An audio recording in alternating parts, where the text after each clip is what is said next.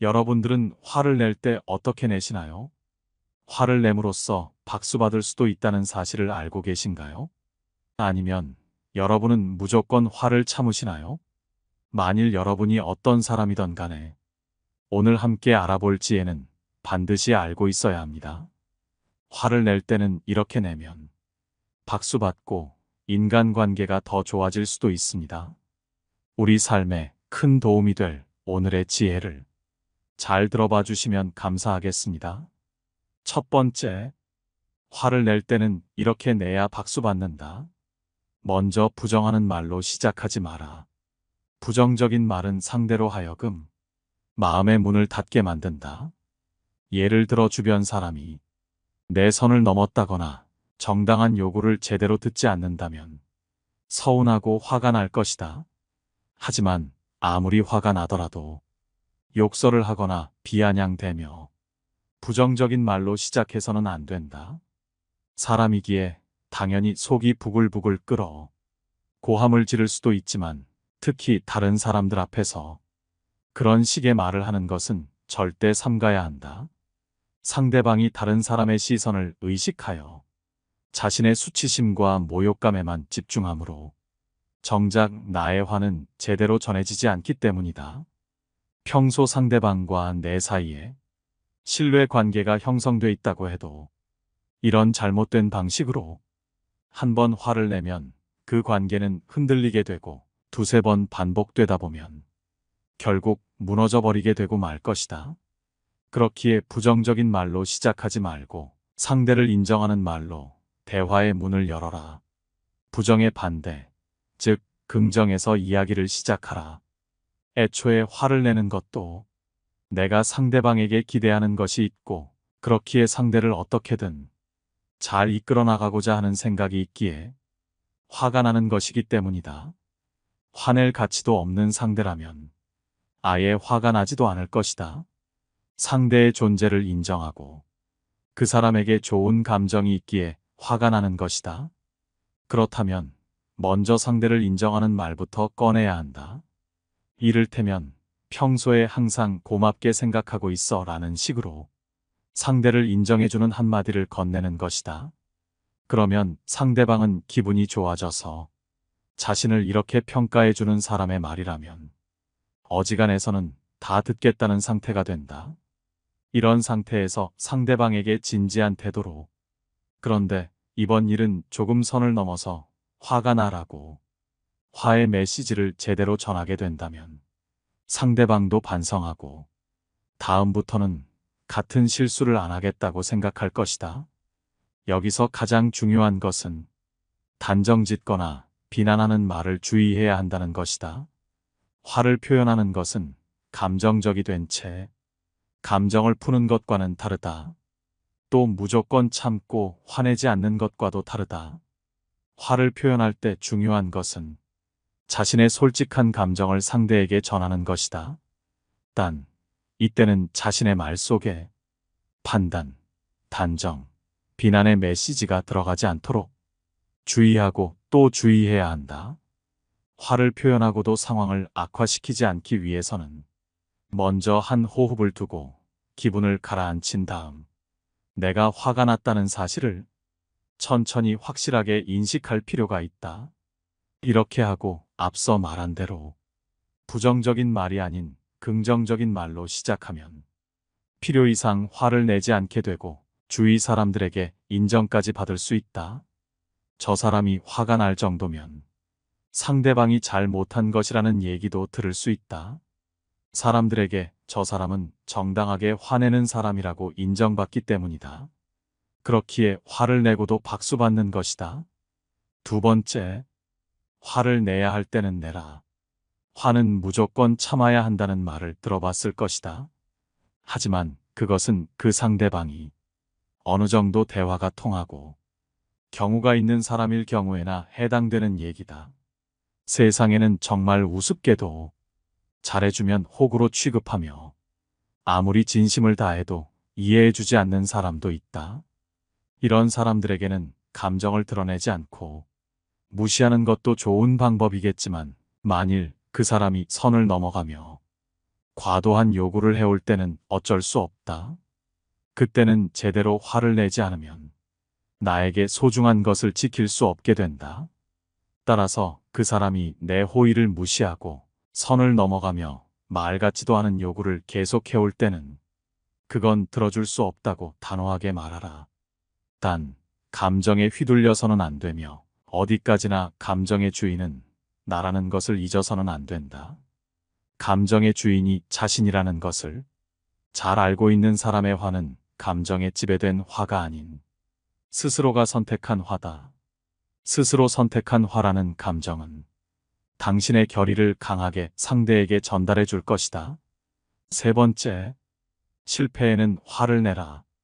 대부분의 사람들은 어떤 일에 실패하면 큰 좌절에 빠지며 우울해진다. 하지만 이럴 땐 슬픔의 감정보다는 화를 내라. 굴욕당한 화는 성공의 기폭제로 쓰일 수 있다. 동서고금을 막론하고 화라는 감정을 잘 활용하여 큰 성공을 거둔 사람이 많다. 이처럼 화의 힘을 잘 활용한다면 그것은 단순한 감정의 폭발이 아닌 성공으로 향하는 기폭제가 될 수 있다. 화의 힘은 굉장히 강력해서 어떤 고통도 참고 실패도 극복할 수 있다. 화의 굴욕이 약한 의지를 강한 의지를 가진 사람으로 바꾸어 주기 때문이다. 실제로 화가 났을 때 우리의 행동을 살펴보면 과감하고 더 적극적으로 달려들게 된다. 이를 내 일에 적용한다면 성공에 큰 도움이 된다. 다만 화의 힘을 언제까지나 이어갈 수는 없다. 화를 처음 기폭제로 활용한 후에는 원래 자신이 해야 할 목적에 집중해서 화라는 감정은 잠시 억눌러라. 시작은 화에게 큰 도움을 받았지만 나중에는 화라는 감정을 감사로 바꾸는 것이 가능해질 때 비로소 큰 성공을 거둘 수 있을 것이다. 네 번째, 화가 너무 없어도 안 된다는 사실을 알아라. 우리의 직장이나 여러 인간관계를 살펴보면 화가 어느 정도는 있는 곳일수록 더욱 잘 돌아가는 모습을 보여준다.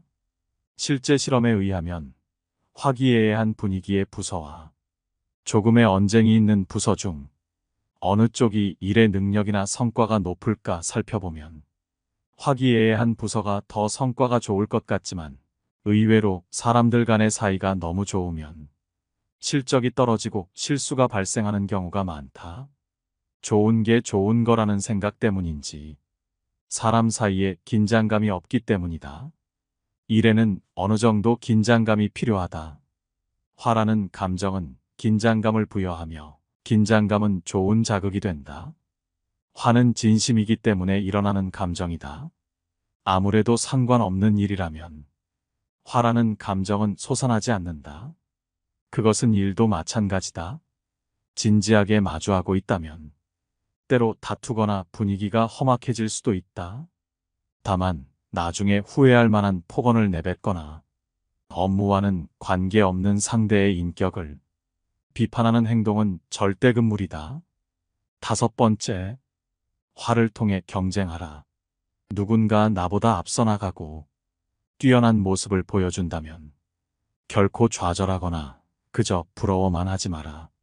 스스로에게 화가 나겠지만 그 화를 경쟁을 위한 에너지로 써라. 화는 아이디어의 윤활유다. 화라는 감정은 인간을 창조적으로 만든다.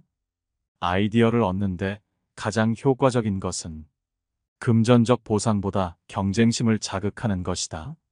사람은 자극을 주면 능력을 더 크게 발휘한다. 경쟁심도 화라는 감정의 하나다. 혹시 지금 의욕이 없고 지루함에 빠져 있는 사람이라면 자기 안에 화라는 감정에 불을 붙여봐도 좋을 것이다. 어제의 나와 경쟁하며 어제의 나보다 더 앞서 나가라. 내 주변에 있는 사람들보다 열심히 해보겠다 생각해 보아라. 거기에 화의 에너지를 빌리면 탄력이 붙는다. 지는 것을 싫어하는 마음을 잘 활용하여 어떤 분야에서든지 조금 더 성장할 수 있다. 여섯 번째, 화의 힘을 활용하라. 화는 사람을 과감하게 만들어준다. 화는 자신이 부당하거나 불공평한 취급을 받았을 때, 혹은 자신이 타당하다고 생각하는 것을 하고자 하는데 타인에게 방해받았을 때 일어나는 감정이다. 이러한 화의 에너지를 긍정적으로 사용한다면 실패에도 굴하지 않는 힘을 가질 수 있다. 사람에게 필요하지 않은 것은 진화 과정을 거치며 유전자에서 소멸해 왔다. 하지만 화라는 감정은 현재 우리 안에 있다.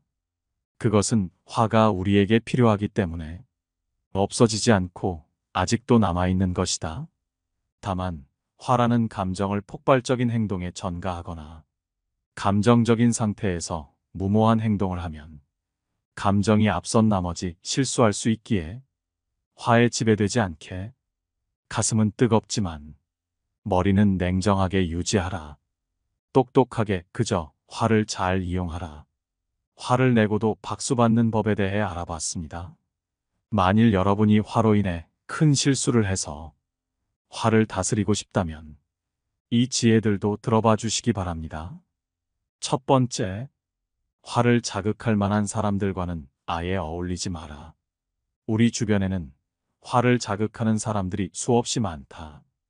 오만한 사람들은 경멸의 말을, 지나치게 말이 많은 사람들은 모욕적인 언행을, 무례한 사람들은 건방진 태도를, 심술궂은 사람들은 사악한 의도를 보인다. 호전적인 사람들은 싸움을 걸어올 것이며 허풍쟁이는 허황된 거짓말로 내 안의 화를 자극할 것이다. 이런 사람들 앞에서라면 누구라도 참기 어려울 것이다. 그러니 솔직담백하고 천성이 바르고 절제할 줄 아는 사람들을 골라서 사귀어라. 평온한 사람들과 함께 살다 보면 마음의 평온을 얻게 되고 화를 낼 이유 자체가 없어지기 때문에 악한 행동을 저지를 기회가 없어진다. 그러다 보면 결국에는 자신의 화를 자극할 만한 사람들을 나 스스로 피하게 될 것이다. 두 번째, 몸과 마음이 지치지 않아야 쉽사리 상처받지 않는다. 마음이 불안하거나 지치면 쉽사리 화를 내게 된다. 이 들거나 나이가 많이 들어서 쇠약해진 사람들이 화를 잘 내는 것은 이 때문이다. 지친 사람은 싸움을 찾아다닌다는 옛말도 있는 것처럼 배고픈 사람, 목마른 사람, 불만에 가득 찬 사람도 싸울 거리를 찾아 헤맨다. 육체적인 피로를 느끼지 않는 것도 중요하다. 일단 몸이 지치면 본래 고요하고 온화했던 마음이 사라지고 비통함에 젖기 때문이다. 가능한 한 과도하게 피로하지 않는 선까지만 일을 하고 정말로 힘들 때는 시를 읽거나 음악을 듣거나 여행으로 지친 마음을 달래라. 세 번째, 남의 것을 부러워하는 탐욕을 억누르자. 우리를 화나게 하는 요소들에는 어떤 것이 있을까? 모욕감을 주는 언행, 자신을 무시하는 몸짓, 아니면 의심 등을 들 수 있다. 어쩌면 이런 일들은 갓난아이들이 소꿉장난을 하면서 투닥거리는 정도로 대수롭지 않은 것들일 수 있다. 그런데도 우리는 이런 소소한 문제들을 지나치게 크게 부각시킴으로써 스스로 분노를 자극하곤 한다. 좁은 도로에서는 오가는 사람들 사이에 말다툼이 끊이지 않지만 넓디 넓은 도로에서는 제 아무리 많은 사람들이 오간다 해도 싸움이 벌어질 일이 없다. 결국 우리는 너무나 하찮은 것, 남의 것을 갖고 싶은 탐욕을 억누르지 못해서 분노에 사로잡히곤 하는 것인지도 모른다. 네 번째, 화를 내기 전에 적당한 시간을 가져라. 화는 내가 상처를 입었다는 믿음에서 시작된다.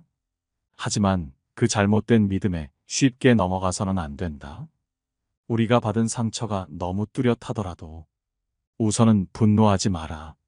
때로는 잘못된 믿음이 마치 진실인 양 위장하기도 하기 때문이다. 진실을 알 때까지 적당한 시간을 가져야 한다. 시간이 지나면 진실은 드러나게 마련이다. 인간은 듣고 싶지 않은 말을 쉽게 믿는 경향이 있으며 올바른 판단을 내리기도 전에 분노에 휩싸이곤 한다. 중상모략과 미심쩍은 행동에 마음이 흔들려서 악의 없이 미소를 지어 보이는 사람을 오해한다면 반드시 후회하게 된다. 그렇기에 무언가 얘기를 듣더라도 화내는 것은 잠시 미뤄두는 편이 좋다. 캐묻고 분노하는 것은 나중에 해도 되지만 한번 화를 내고 나면 되돌릴 수 없기 때문이다.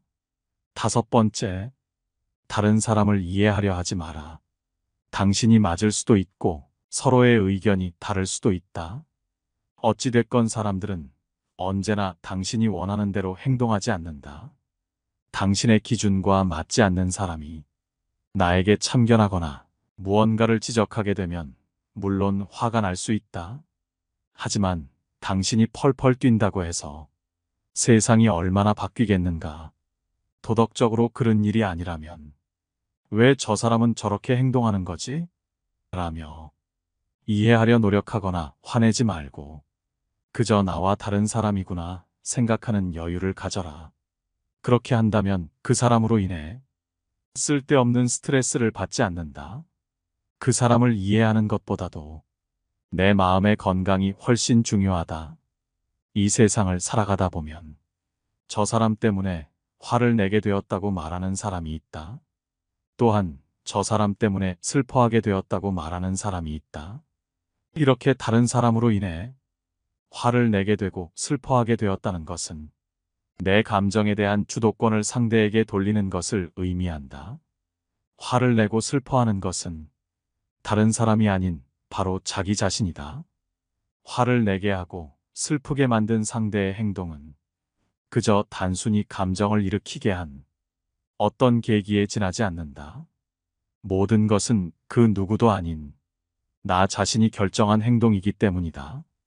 어떤 상황이 닥쳤을 때 화를 낼 것인가, 말 것인가를 결정하는 것은 바로 자신이다. 우리는 인생에서 매일 혹은 매 순간마다 어떤 상황과 마주서게 되고 선택을 하게 된다.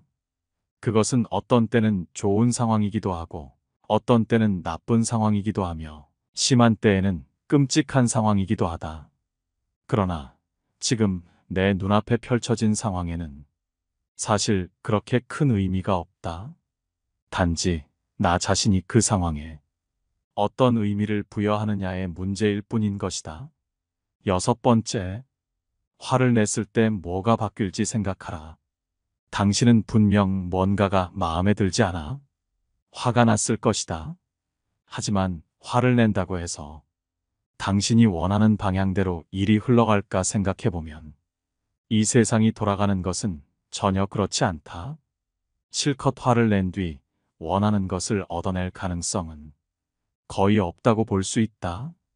화가 나는 상황이어도 당신의 목표가 무엇인지 다시 한번 생각해 보아라. 나쁜 일은 좋은 약에 불과하다. 지금 우리에게 나쁜 일들이 일어난다면 이 나쁜 일들을 환자가 먹는 약이라고 생각하라. 약은 맛있으지만 몸을 고친다.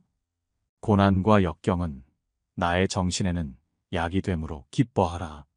진짜 고통은 나의 내면을 기만할 때에만 존재하는 법이다. 무언가 두렵고 화가 난다면 그 이유는 바깥이 아닌 바로 자기 안에 있음을 기억하라. 성내기를 심히 하면 기운을 상하고 생각을 많이 하면 크게 정신을 소모한다.